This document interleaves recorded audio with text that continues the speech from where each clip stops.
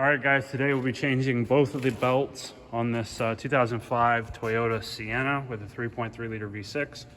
So here's the part numbers. This is your main drive belt that runs the alternator and the air conditioning compressor. And then the part number for the secondary belt that just runs your power steering. Some of the tools that we're gonna need, might want a flashlight, definitely need a 10mm socket on a ratchet. Longer ratchet if you have it, preferably 3/8 drive with a 12 and a 14mm socket, preferably shorter. And this is kind of important, but you don't have to have it. Longer extension with a swivel. And then these also come in handy. I have a 12 and a 14mm long wrench. I've got a hammer, 2 pry bars, and some penetrating oil. Depending on whether your adjuster bolt on your alternator is very rusty, you may want to use some penetrating fluid. If it's clean, don't worry about it. But basically, to get started, I'm going to try to run over this quick. I've already gotten this loosened off, but I'll show you what you got to do. In here, there's a black 14mm bolt right here. You're going to loosen that off. Then, second thing you're going to do, there's a block that's down in here, okay?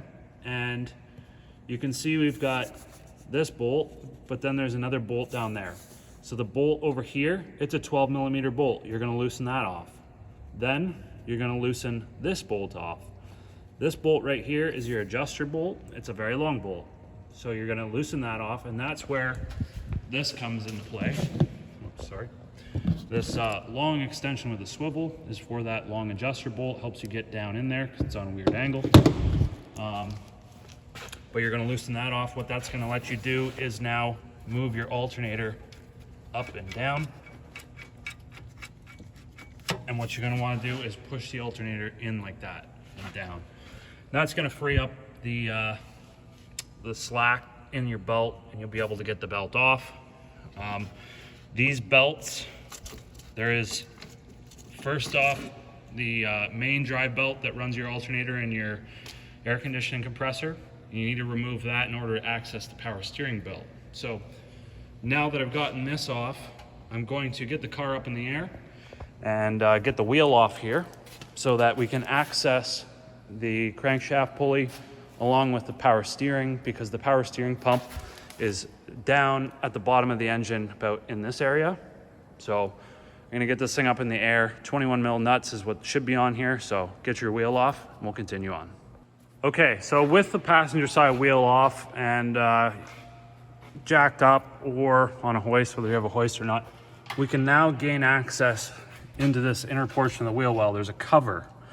Okay, I'll get a light here and show you, but there's 1 and 2 10mm bolts. Now back in behind, if you look further up, there's a clip. I'll show you in a second how to get that clip out. But once we get this off, that's gonna give us all kinds of room. You can see there's our power steering pulley back in there, and the crankshaft pulley is just behind this shield. Okay, so in order to remove this clip, very simple. The center of the clip just pushes in. So we'll give that a push.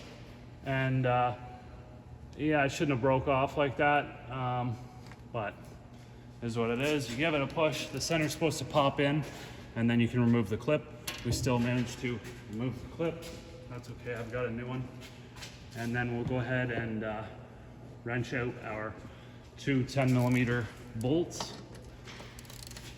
You can use power tools or hand tools, whatever you want.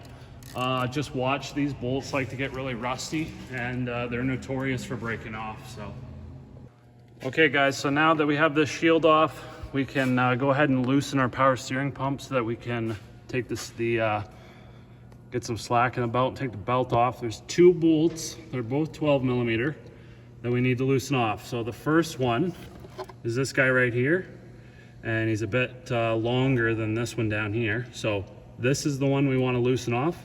You don't have to completely take it out, just loosen it off. Then the second one is a little trickier to get to. See if I can show you here. Focus. It is right back up in there behind the pulley. So you can just see it. I found that using my ratchet here, with a deep chrome 12 mil socket was just the perfect length. Once you get those loosened off, you should be able to just reach up and if you just grab the belt and pull down on the belt, it's going to yank that power steering pump forward and then give you enough to get the belt off. If it's all rusty and seized in there, what you can do is use your long pry bar that I was saying, and you just basically, you position it this way up against that adjuster bolt that's a bit longer, and you can give that a couple hits with the hammer just on the head of the bolt, basically up that way, and that should move your power steering pump forward. So now that we have both of our belts off, we can go ahead and just inspect the pulleys, make sure that everything looks cool and everything looks clean, and we'll go ahead and install our power steering belt. Now, if you're having issues getting this power steering belt on like I did, it's a little bit tight. So what I had to do is wrap it around the crankshaft, put it up and around as much as I could go on the power steering pulley, and then I just used a big ratchet with a 22 millimeter socket, and I just turn the crank, and that basically runs the belt up onto the pulley as you spin it around and basically kind of forces it on. So it doesn't hurt the belt at all. It's just better than trying to push and pry, and it's a real pain. So it's another tool that I sort of forgot to mention, but comes in super handy. So once you get the belt on, we now need to set the tension. So this is where our pry bar comes in very handy, and I'll show you how to do that. All right, so what you're gonna do now with the pry bar is you're gonna use this washer that's on the back side of this bolt. We're gonna stick the pry bar on top of the washer, and we're gonna use the body to be able to pry down on that bolt. And that's gonna put tension on our pump. So you basically just stick it in there like that, and then you can just push up, and while you're holding tension on it, get yourself a 12 millimeter wrench and snug that down. Doesn't need to be on there super tight, just snug it down so that it doesn't move. And then go ahead and tighten that upper bolt that I showed you earlier. That's in a bit of a spot to get to, but yeah, you'll tighten that one. And that's pretty much it. There is a spec for belt tension, but you know, like this is a pretty big bar. You don't want to like be friggin' yanking on it with all you got. Just enough just to take up the slack. So once that's on there and that's set, both those bolts are tight, and go ahead and install the main drive belt for the alternator and air conditioning compressor. And it's fairly simple. First thing that you're going to want to do while you're down here is feed it between the body and the air conditioning compressor pulley. It's a pretty tight tolerance in there, so you kind of have to move the belt sideways. But once you get it in there, the rest is fairly simple. You can get it all from the top. So I'm just going to go ahead and do that now.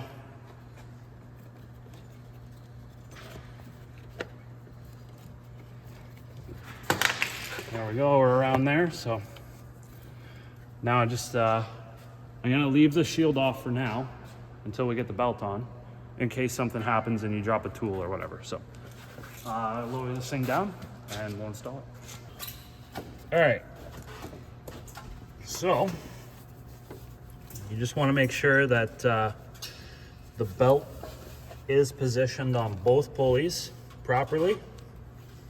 Otherwise, you're gonna have a tough time getting this to go on. If I can get it kind of started, what I might do is just use my big ratchet and turn the pulley so that I can get that to walk on. So I might just get you to hold that there.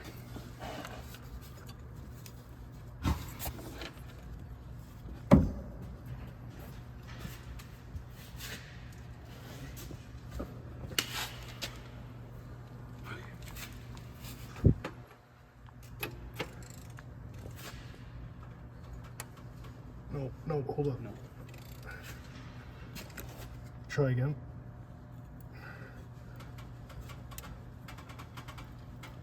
There, keep going. Boom, just like that. We locked it on. So, yeah, it's a little tight, but brand new belts are like that, especially if you get an aftermarket belt. Sometimes they can be millimeters shorter than a factory OEM belt. And it just makes it that much tougher to get on, especially when all your tensioners are loosened off all the way and there's no more give to it. So you pretty much have no choice unless, you know, if you don't have that. I've seen some guys that use zip ties and then they start, like, bump the key and it'll spin it on that way. It's kind of dangerous. I don't recommend doing that. I also don't recommend using, like, pry bars and stuff to, like, get the belt on. I've seen ribs of the belt get all mashed and stuff like that. It's not cool. So that's on there. Now we just have to set the tension of the alternator, which also sets the tension for this belt, right? So first things first, that tensioner bolt right there, we're just gonna go ahead and start tightening that down. And you'll see, just feel the belt when after you tighten it, and you'll see how much tighter it gets as you go.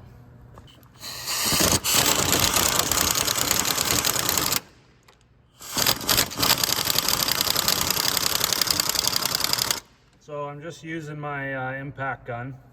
Feels like we're pretty much there.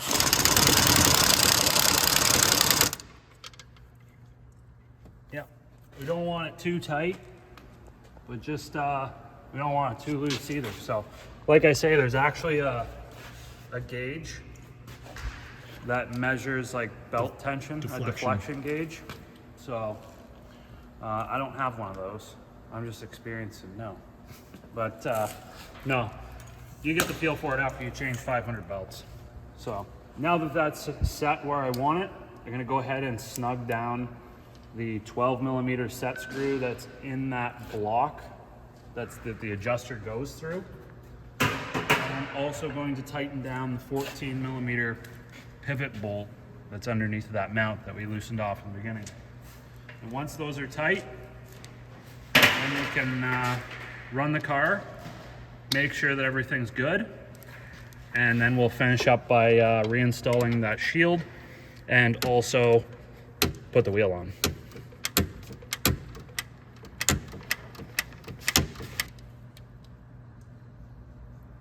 That bolt does not have to be cranked down super tight. Just watch, because all this, there's two, like, arms that slide in, part of the alternator housing.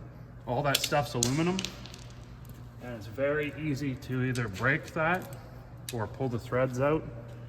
And when that happens, bad day.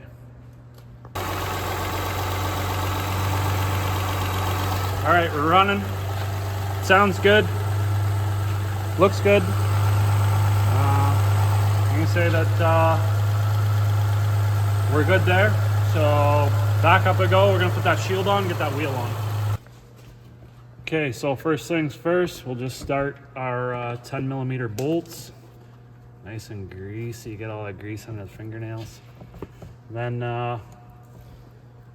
once those are both started, grab your clip and we'll get that in there. Like I say, the other clip broke, so I just have a replacement one. When you're tightening down those 10 millimeter bolts, don't crank them down too tight, because the plastic will get squished and basically you'll destroy it. So just snug, you know. Okay, we'll get our wheel, make sure that that goes on good, and